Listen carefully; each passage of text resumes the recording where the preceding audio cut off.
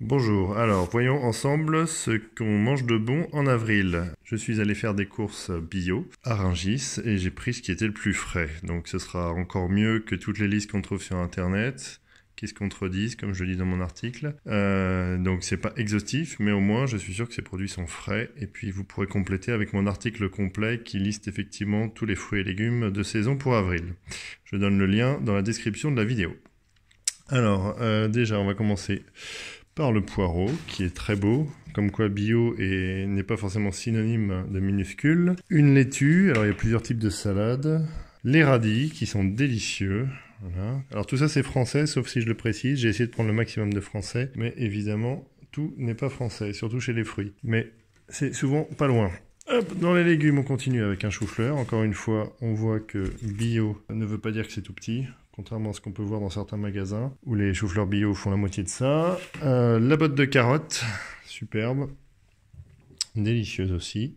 Ensuite, les endives, c'est aussi toujours la saison. Les betteraves, donc les betteraves. Les navets, donc ça c'est les navets nouveaux, que j'ai pas encore goûté, mais qui ont une bonne tête. Alors ils sont pas très grands, ça va être un peu casse-pied à éplucher, mais à part ça, c'est bien. J'ai mis, juste pour illustrer, également les épinards. Donc on s'est déjà fait des épinards à la crème, c'était délicieux. Et les champignons Paris, pardon, les champignons de Paris. Donc voilà, ça c'est pareil.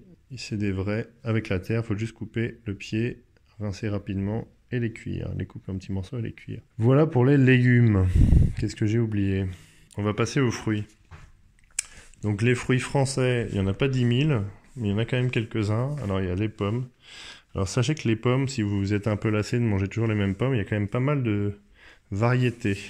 Donc, l'Ariane, la Pink Crips, qui est un peu plus grande et qui est très rose. Et ça, c'est une opale.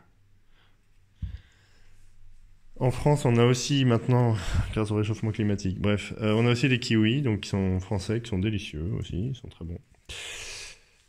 Donc pas besoin d'aller les acheter en Nouvelle-Zélande. Et les oranges. Alors les oranges, j'avoue, je les ai achetées.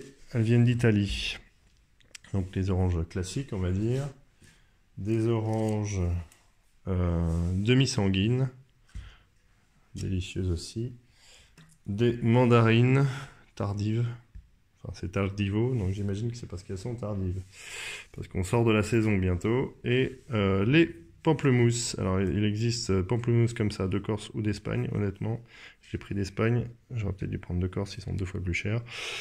En tout cas, même les Espagnols sont délicieux. Voilà, c'est tout pour cette... Voilà, c'est tout pour les fruits et légumes de saison d'avril. Et c'est déjà pas mal.